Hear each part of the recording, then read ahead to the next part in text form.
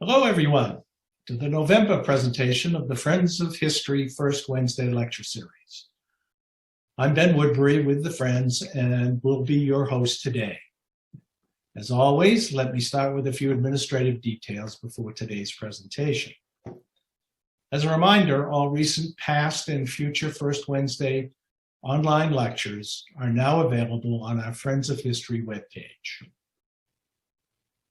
Just click on the lecture series link at the top of the homepage. Our monthly lectures are being provided free of charge by the Friends of History with support from the New Mexico History Museum. We do, however, accept and encourage donations. These funds will directly go to support the lecture series and, more importantly, all History Museum programs and exhibits. Should you wish to make a donation, just go to our website and click on the Donate button at the top of the page. We're looking forward to our December presentation when our speakers will be William DeBuys, the noted conservationist and author, and Don Usner, the highly regarded photographer and writer. On December 1st, the topic to be discussed will be the Valles Caldera, then, now, and to come. Our speakers will be presenting a photo talk on the Valles Caldera National Preserve, based upon their just published book, which highlights the main events, political and ecological, of the first 20 years of the preserve and its prospect for the next 20. Don Usner will show some of the photographs he captured for this revised and expanded edition of the book, which first appeared in 2006. His photographs will include a selection documenting the effects of the Las Vegas, Conchas, and Thompson Ridge fires. If you wish to learn more about this lecture and all upcoming lectures, just sign up to be on our mailing list via our webpage or by email at the address cited below. We're also happy to highlight for you today two upcoming events co-sponsored by the New Mexico History Museum. On the weekend of 12-15 November, the annual Harvey Weekend program will return both online and in person. Once again, there will be lectures on the Fred Harvey phenomenon, as well as the annual Saturday night banquet, combined with an auction of Fred Harvey memorabilia. And of course, there will be activities in Las Vegas, New Mexico as well later in the weekend. As already mentioned, most activities will be combined online and in-person events. In addition, on this coming Sunday, 7 November, the History Museum will show the Harvey Girls movie and host a great talk about movies made in New Mexico with film historian Jeff Berg, all of which starts at 1 p.m. in the museum. Look for updates on the History Museum Facebook page. For more information on all Fred Harvey weekend events and to register for the talks and dinner tickets, check out the website provided below. All proceeds from the Fred Harvey weekend, lectures, and activities will go to benefit the New Mexico History Museum. On the same long weekend, the 200th anniversary of the Santa Fe Trail will be celebrated with events in Las Vegas, along the route of the Santa Fe Trail between Las Vegas and Santa Fe, and in Santa Fe itself. The latter include events at both the History Museum and the Museum of Art, as well as reenactments of the arrival of William Becknell in Santa Fe, and the dedication of the end of trail BAR marker on the plaza. For all the details of this celebration and to make reservations for selected events, go to the website provided below. Today's discussion on the multicultural impacts of the Santa Fe Trail also complements the Santa Fe Trail anniversary celebrations. As for today's lecture, our speaker, Thomas E. Chavez, has a PhD in history from the University of New Mexico. He directed the Palace of Governors State History Museum for 21 years. Under his administration, the Fray Angelico Chavez Library was opened, and the planning and money was achieved for the new History Museum and the Stuart Udall Resource Center. He has published 12 books, 3 of which are published in translation in Spain. His book, Chasing History, Quixotic Quests of Artifacts, Art, and Heritage, is a first-hand account, mostly about History Museum collecting. Tom is a corresponding member of Spain's Royal Academy of History and a research associate for the Latin American Iberian Institute of the University of New Mexico. Today, Tom will speak on the multicultural influence of the Santa Fe Trail.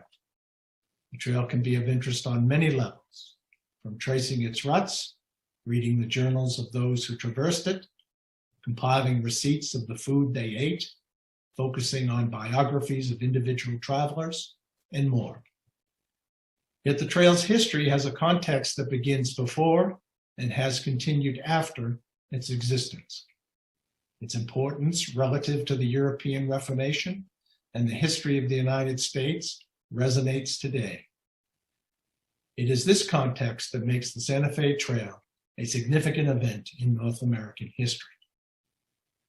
Following the presentation, Tom will answer any questions you may have. As always, your questions and comments can be posted at any time in the YouTube chat room, both during and after the presentation. Upon completion of today's event, the entire presentation will be posted on the Friends of History webpage, as well as on the History Museum's YouTube and Facebook pages. So now, let us welcome Tom Chavez. Well, thank you, Ben, for that great introduction. I love introductions, and yours is one of the better. So thank you for that.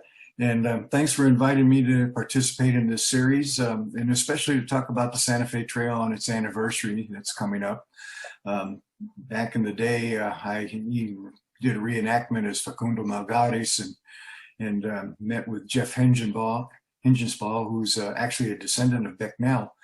And we played out the role of Becknell coming down the Santa Fe Trail in 1821 and supposedly opening the trail. And you know, this is near and dear to my heart. And of course, I did a biography of a guy who traveled the trail a lot, Manuel Alvarez. And that's what really got me interested in the trail in the first place. I always look at history. I step away from the tree and look at the forest, I guess, and look at the bigger picture. And the Santa Fe Trail to me is a really poignant point why we should look at the bigger picture. Basically, we look at the trail and say it opened in 1821 when Becknell came with 5 of his companions and met a Mexican contingent outside of Las Vegas led by a guy named Gallego. And so the trail opened in 1821 and closed with a railroad essentially in 1879 or so. And I see a bigger picture. First of all, we need to know that the trail would not have existed had there not been a Chihuahua or Camino Real. Camino Real was the trail that went to Mexico. The Chihuahua Trail is the same trail, developed its new name after Mexican independence because you know, when they won their independence from Spain, nothing was going to be royal anymore, so it's the Chihuahua Trail. The whole point of the Santa Fe Trail was to connect with the Chihuahua Trail to do trade with Mexico. New Mexico was kind of the middleman of all of this, this trade. And some New Mexicans benefited from it. By the end of the trail, or let's say by the end of the Mexican period, when the United States took over the territory, over half the trade was owned and operated by Mexicans, former Mexican citizens, and some of whom had bank accounts in the East Coast, including Manuel Armijo, 3-time governor of New Mexico. He had a bank account there. Manuel Alvarez, who I did a biography, not only had accounts in New York, but in London to purchase and buy things and transship back to get onto the trail and make some money. So the trail was then and has always been something bigger than just you know, Missouri to New Mexico. And sometimes we spend a lot of time looking at the ruts and trying to figure out where the trail went. And and read some of the biographies of some of the people, and get pensive about, wow, how did they suffer on the trail, and what did they eat, and what was the campsite like, and could we ride the trail today? Just kind of a romantic view of things. Although if you try riding it, it's not so romantic. And I see a bigger picture, and the bigger picture to me is the meeting of cultures. The meeting of cultures, meaning that the descendants of Northern Europe, basically England, who were Protestant, who created the 13 colonies, and we know that history, created colonies who rebelled, and from there developed into a transcontinental world power. Well, in doing that, they expanded east to west. And out west, of course, is New Mexico, from their point of view. And then there was the other culture who were primarily Catholic and Spanish, Spain leading the way, who came to Mexico and expanded from south to north, and went through the same kind of trials and tribulations as the east to west expansion. They met new people, and saw new country, developed an accent all of their own. I love to say that we Americans like to say the English have an English accent, when actually we're the ones with the accent.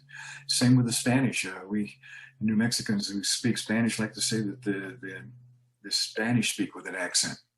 So wherever you go, the thing is that we changed when we came here. We became American, all of us, through the experience of being in this continent and surviving, and through generations. We became different. And in an expansion from south to north and east to west, of course, they were going to meet again if they're on the same continent, and they were. And the hub of that meeting is New Mexico. It was, and it is New Mexico, still is, given all the border information and news we get today. And so the Santa Fe Trail then plays an integral role in all of that. And so let's do a little history now with the trail. The first use of wagons that went over what became the Santa Fe Trail took place in 1601. And that's when Juan de Oñate, our infamous first governor, went out on an expedition. He went out on the Canadian River into where Ute Lake is today in eastern New Mexico, and then on into the Texas Panhandle, and then north through Oklahoma up into Kansas onto the Arkansas River, and then turned around and came back what would become the Santa Fe Trail. And he was following guides, native guides who brought him back and escorted him back, and so he had wagons, and those wagons were the first wagons that created the first ruts, which would become the Santa Fe Trail over a century later. So everything from that moment on, everything onto the plains, every landmark on the plains had a Spanish name. The New Mexicans had been out in the plains before the 1821 so-called opening of the trail. They had been trading on the plains. There was a Pueblo settlement on the plains, Cortelejo, that took place roughly around the Pueblo Rebellion of 1680, when some of the Pueblo Indians, rather than wait for the Spanish to return, decided to go out and basically place themselves in servitude to the nomadic Indians in that area, which is today the Kansas-Colorado border, and formed some pueblos there. And when the Spanish came back, of course, they started trading with Cortelejo as well, became a stopping point in some of their expeditions, most notably the Segasur expedition that resulted in the Segasur paintings, or one of the Segasur paintings.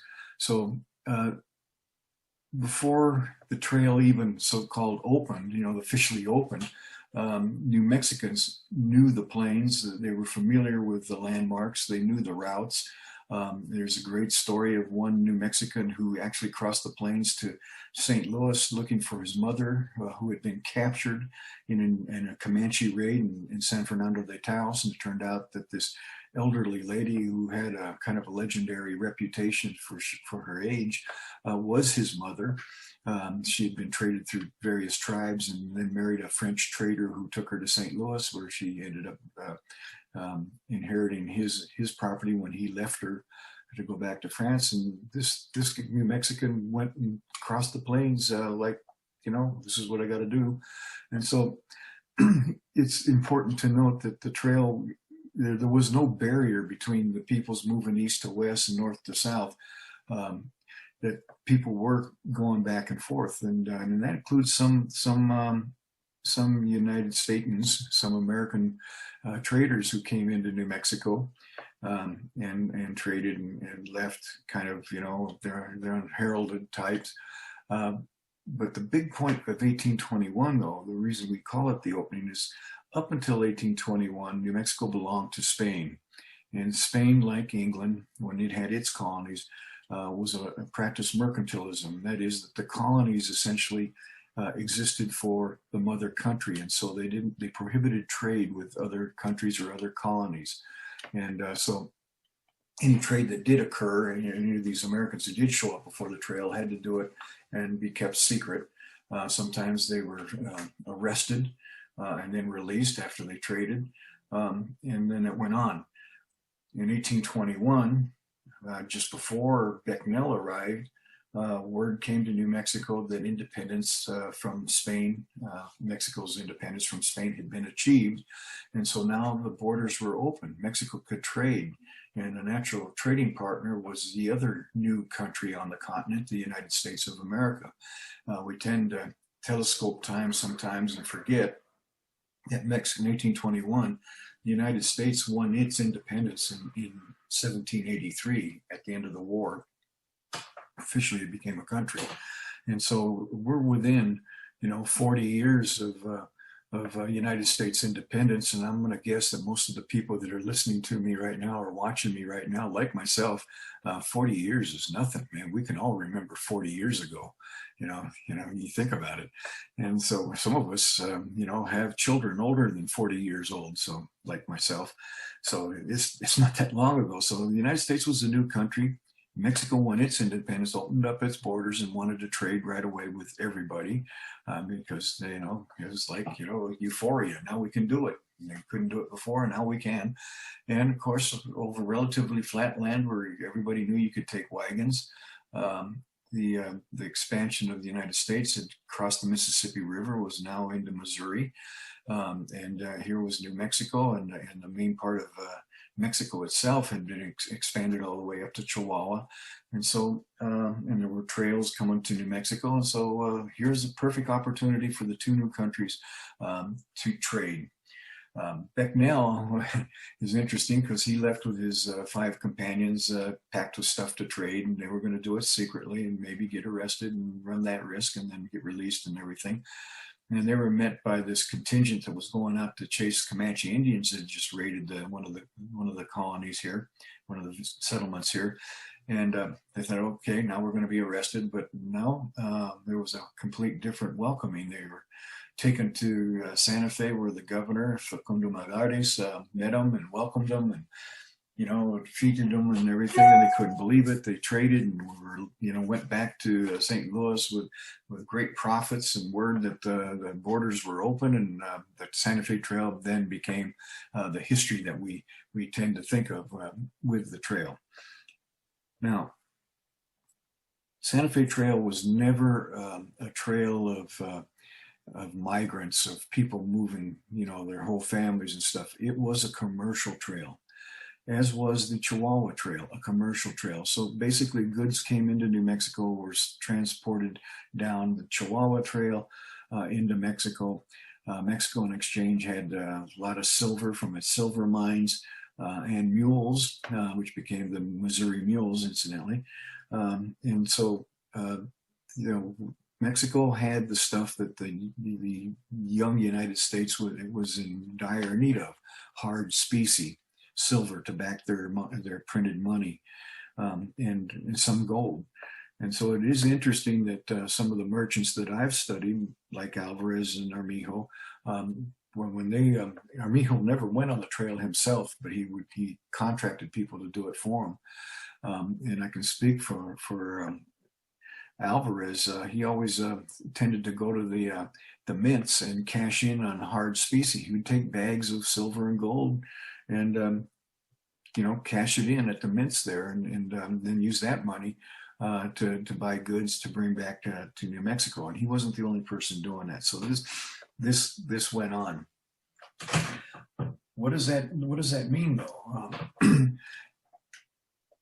The two people that expanded, the people from the south to the north and the east to the west, are these natural rivals, and they carried in their cultural baggage, some of which exists in us today.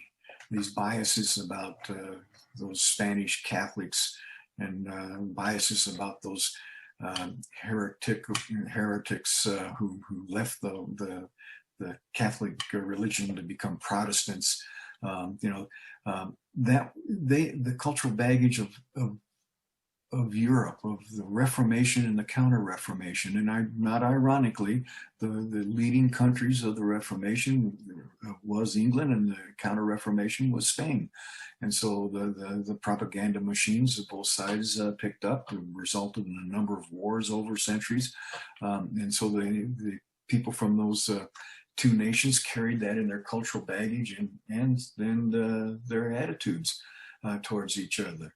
And so here we have now the trails opening up and these merchants coming in. Now merchants tend to break through all the biases and prejudices if they're making money. I mean, they have a priority.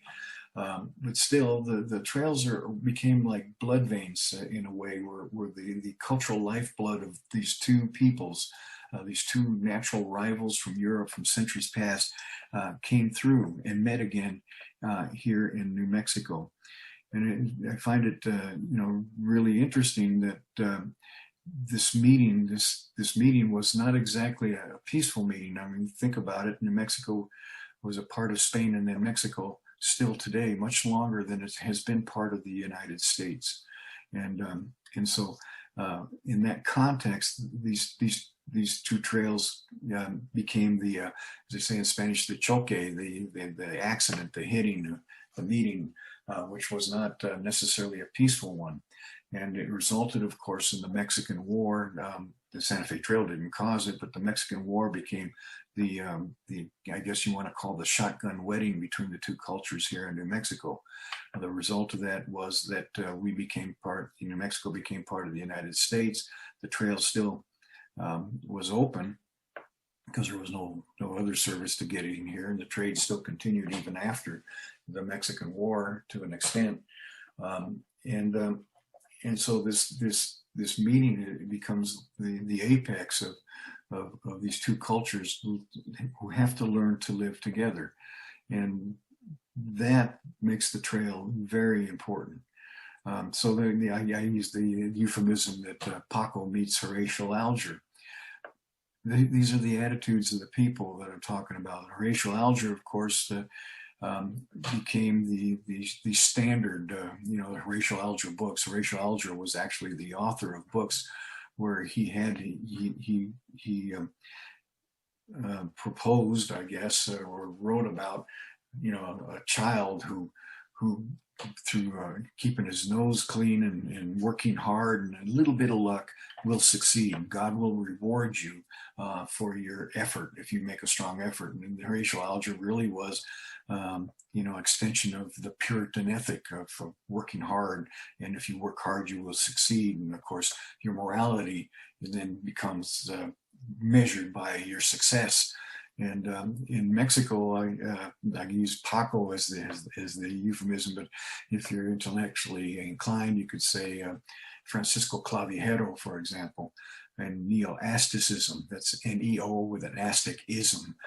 Neo-asticism that came out of Mexico and still does today. And basically, what neo-asticism was, as written by the Jesuit priest Francisco Clavijero, after his expulsion from Mexico, because he was a Jesuit, he wrote about Mexico and what it was. And what he said was, the Europeans look down on us because we're American, but in America, we have not only the history and the heritage of Europe, but we have the history and heritage of the New World.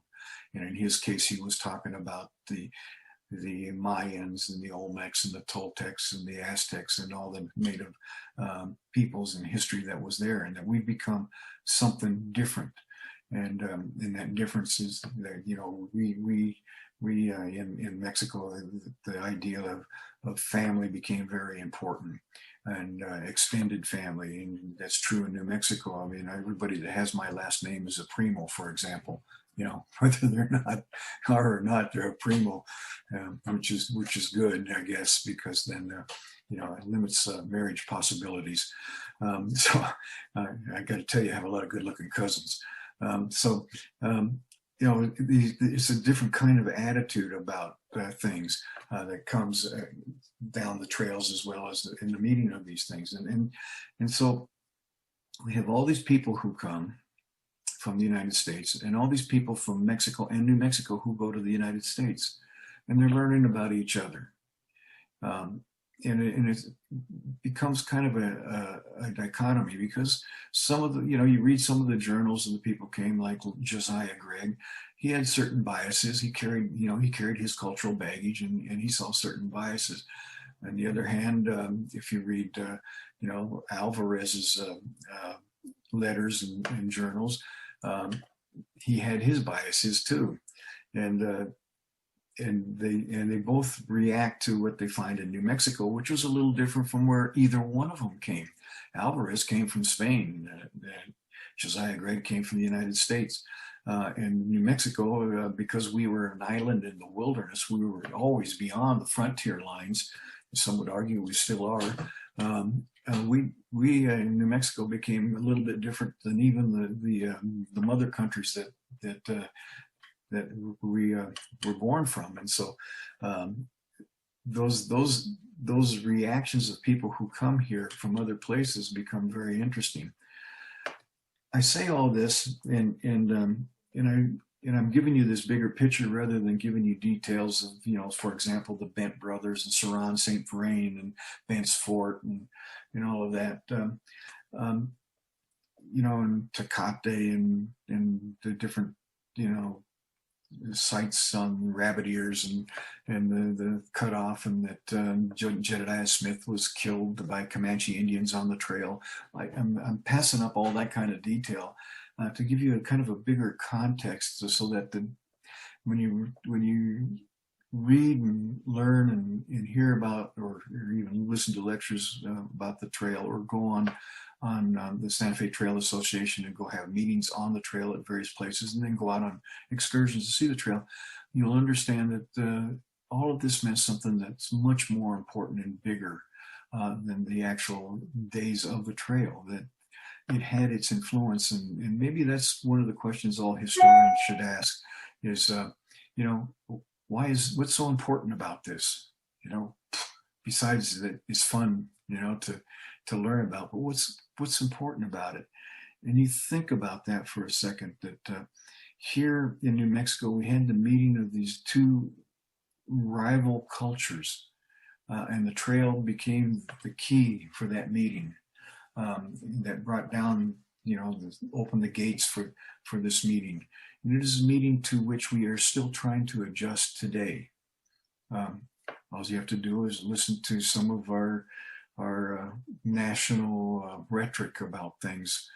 I always remembered when I first started working at the Palace of the Governors, there were staff at the Palace of the Governors at the time, a staff member, I should say, who, you know, just projected Mexico into Spain, like they're the same people and the same cultures. And I always told people, says, if you want to tell the difference between a Spaniard and a Mexican, feed them chili. There's no chili in Spain, and it surprises people.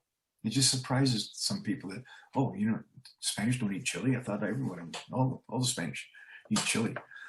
No, they don't. So we're still learning about each other. We today in our rhetoric still have our biases. Obviously, some of our leaders have biases. Look at some of the laws that are trying to be enacted and so forth. Now, some of that goes back to the merchants just trying to make money or empower themselves. It's not bias at all. They know what they're doing, and they want to, you know, retain themselves in whatever lifestyle they're living in. So the Santa Fe Trail became that kind of thing. It became the meeting of the cultures. It became the story of of the Southwest, really, because it expanded into the Southwest as the Southwest continued to become populated. But those biases, even during the time of the Santa Fe Trail, right after the Mexican War, surfaced when the Congress couldn't make New Mexico a state, even though New Mexico was qualified constitutionally to be a state, had a large enough population. It petitioned for statehood, copying Missouri's state constitution. But Congress couldn't do it because the population in New Mexico was majority Catholic and non-English speaking. And then when they made it a territory and we could have local elections, as if the Americans thought that those Mexicans in New Mexico don't know what elections are, when in fact they did elect to have local elections throughout their history, and had call days, and governors were appointed, but they stayed appointed under the United States territorial system. In the first elections, the New Mexicans allowed the Native Americans to vote. And of course, in one of those first elections, the New Mexicans elected one of their own to be its representative in Congress, a non-voting representative, but a representative nonetheless. And this was Jose Manuel Gallegos, the ex-priest, who had run afoul of Archbishop Lamy. And they couldn't have it. The Americans who lost the election, so they challenged it with their friends in Congress. Congress didn't overturn the election, but they eliminated all the Native American votes. Well, under the Mexican and Spanish systems, Native Americans were first subjects of the king, so that's why they still live on land in which they lived on when the contact occurred. And then under Mexican system, all Native Americans were citizens, as they are today, and with full voting rights in Mexico. And so this was one of those adjustments that all of a sudden surfaced right away. Native Americans can't vote. That's that.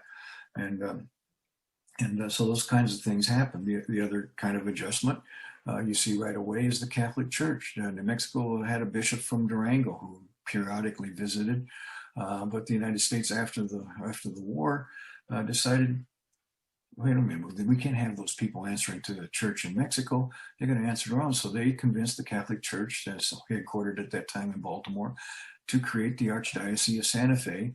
And in a fit of great intelligence, they found a French missionary in Ohio, thinking that because he's French, he's Latino, and he'll get along with the Spanish Mexicans of New Mexico. And they made him the first Archbishop of New Mexico. And of course, that was Jean-Baptiste Lamy. And of course, he did not get along at all with the local population here, and especially the local priests, which he brought in his cultural baggage from France. And even today, France and Spain are serious rivals. The Americans just didn't understand that dynamic. And so that played out where, actually the territorial legislature petitioned the Pope to have him and his assistant removed, especially his assistant, Machabu, Jean-Baptiste Machabu, who became the first Archbishop of Denver. So all these things are part of what happened because of the Santa Fe Trail now opening up the gates for these two cultures to get together. And it created this big, very interesting picture that New Mexico is kind of like you can look into the microscope and see the adjustment and problems of these two cultures that have come together. They were married in a shotgun wedding, as I said, along in the third, I want to call it the third culture, but it's also multicultures of the Native American community on whose land this is all played out. And so we have these multicultures living together and trying to, or maybe not, adjust to each other. Whether it's working or not, we are together. And I like to, because we're getting close to the end of here, to say that the Santa Fe Trail created something that's very special in New Mexico. It makes us unique in this country. It brought all these cultures together. And not the three cultures, as like the story told, Friend Helico Chavez told me this once. of a classroom where the teacher asked her third graders, what are the three cultures in New Mexico? And there was silence. And finally, a young girl lady from the back row raised her hand, and the teacher says, what are the three cultures? And the young lady said, men, women, and children. That's what we're trying to get to, I think. And New Mexico is always trying to do that. It has been a history of inclusivity, but we've had our adjustments, and I've given you some examples of things that and biases that are still with us today. We have, for one reason or another, historical circumstance and geography have had this marriage of cultures in which the Santa Fe Trail played a major part in. And as a marriage of cultures, we've become a family. And everybody who's grown up in a family knows, even if you've been married for 40 or 50 years, you have your disagreements, you have your adjustments. And so why wouldn't host societies that come together won't have their disagreements, their adjustments, their setbacks, but they stay together and they survive.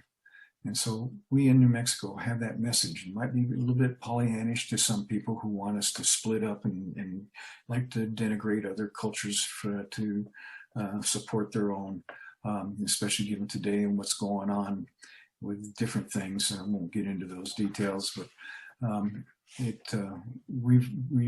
the big message of New Mexico, whether the detractors like it or not, from all sides, is that we have learned to survive together. All the people who were here are here. And we've become something different even from the other parts of the country in some ways.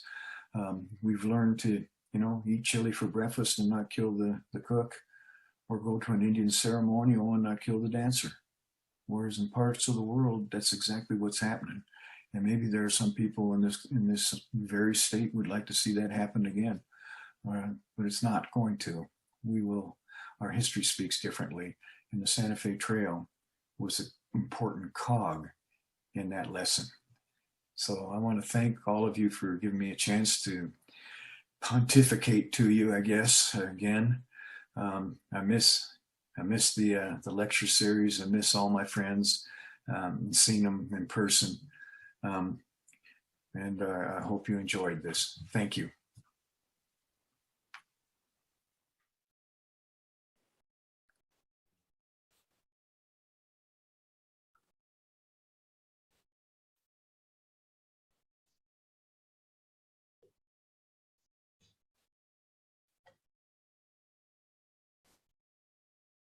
Tom, I want to thank you very much for this timely discussion on the multicultural impact of the Santa Fe Trail as we look to celebrate its 200th anniversary. I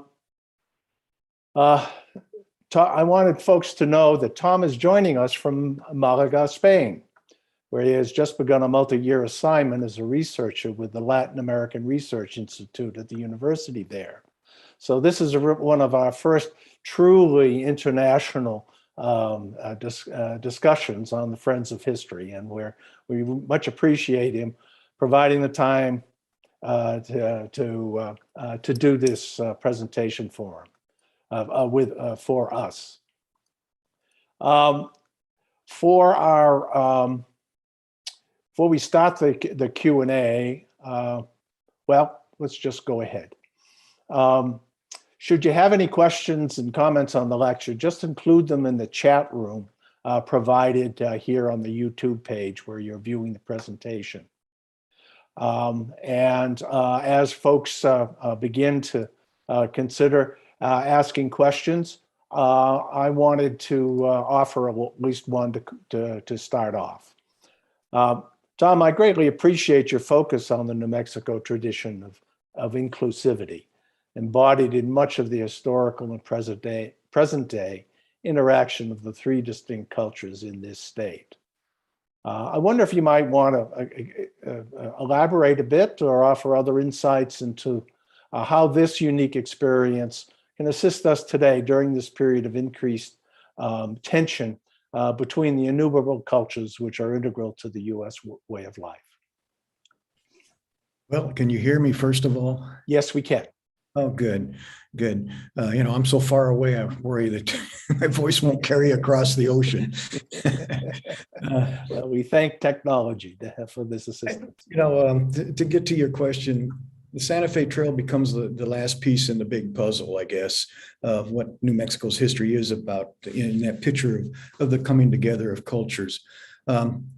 Spain was the European country that got to New Mexico first, and Catholicism. And that was the reason for them coming, because the Pueblo Indians were an attraction to the missionaries to convert. They were sedentary.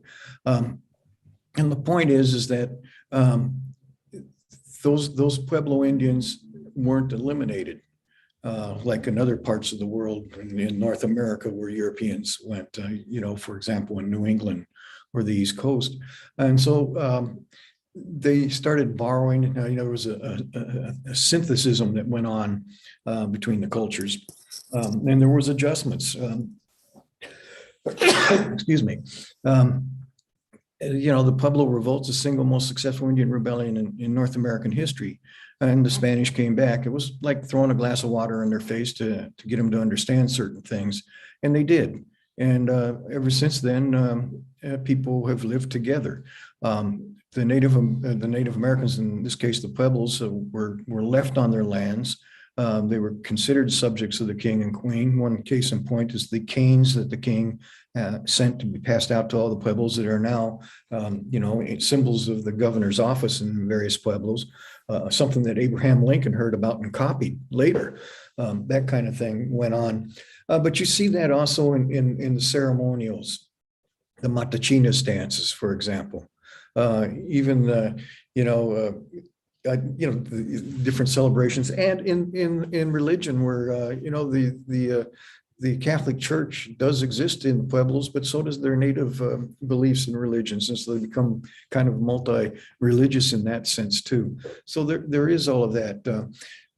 You see that, and one of the things that really interested me when I learned a long time ago is the Saltillo Serape from Mexico, which came to New Mexico, and the designs ended up in part being copied in Navajo blankets.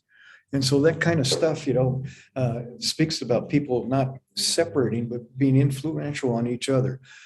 Overlap that then when the United States expanded and started coming here, and that the apex of that, of course, is the opening of the Santa Fe Trail, and then the Mexican War that makes us a part of the United States.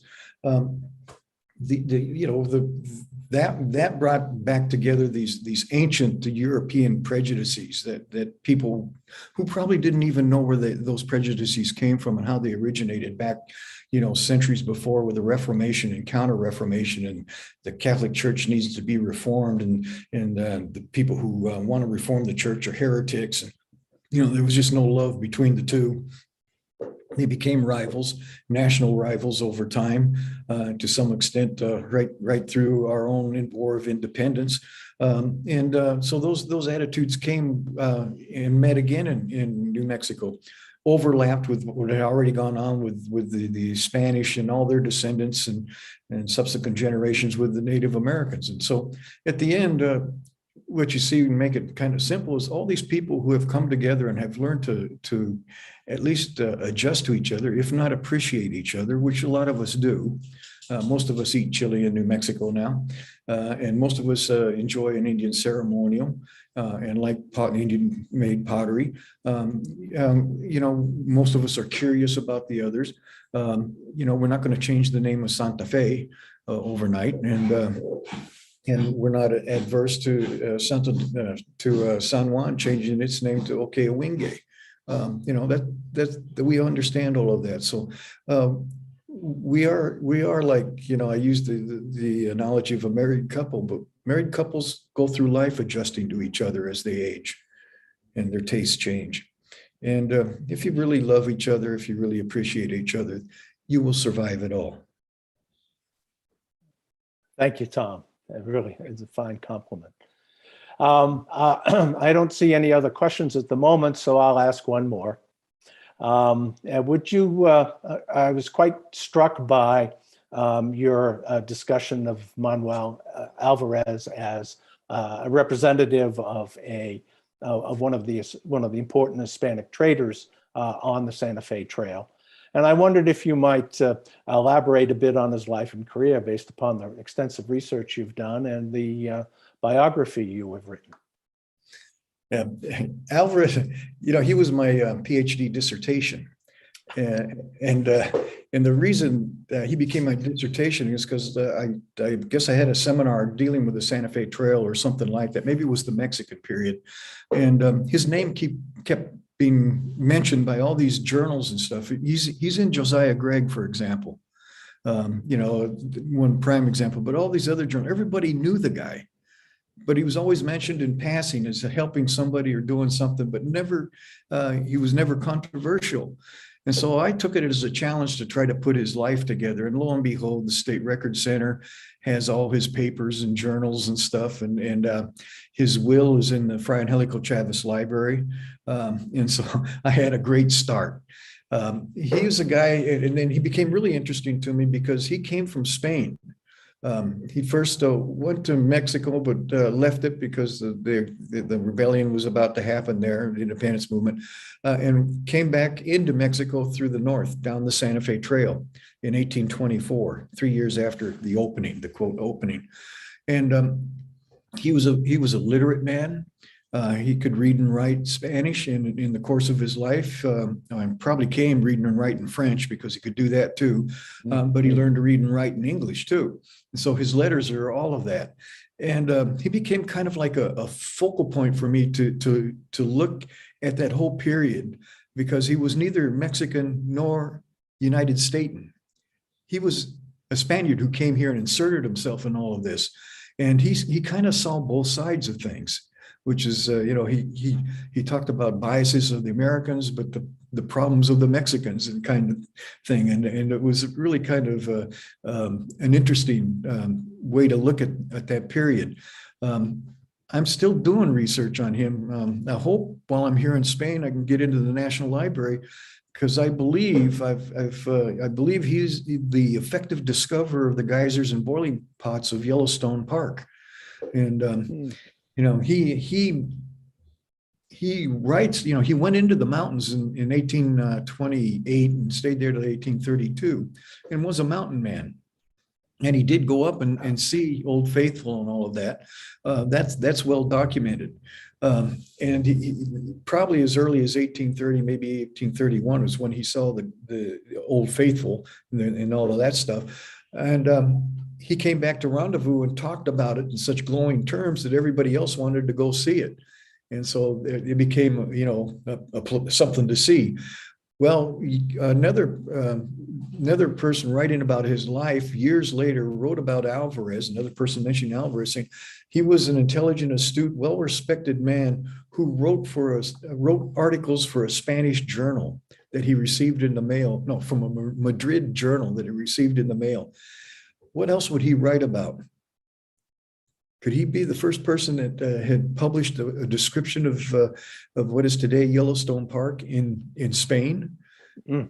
So yeah, I want to do a search in the National Library here and see if I can find that. Yeah. Well, look forward to your results. I think it'll be fascinating, no matter what you find. It'll be an article, but yes, indeed. Well, look, I want to again thank you very much for taking the time and for sharing us your insights. It's of course extremely timely, and wish you well in your time in Spain. Enjoy it, and hopefully you will find it very productive. Oh, no problem there. Wonderful. Yeah. So for our listeners, I want to thank you for your participation and attendance in this to this presentation. When you have a moment, do check out the Fred Harvey Weekend online events and the Santa Fe Trail Bicentennial events on their respective web pages or through the History Museum's Facebook page. Also, at the History Museum this coming Sunday, November 7th, there will be a lecture on filmmaking in New Mexico by Jeff Berg, followed by a showing of the film The Harvey Girls, of course, starring Judy Garland. So check that out as well if you're interested. Finally, to see other talks in the Friends of History First Wednesday lecture series, to learn more about the Friends of History, or to make a donation, check out our webpage at friendsofhistorynm.org. And for now, see you in December to hear Don Usner and William DeBuys speak on the Valles Caldera, then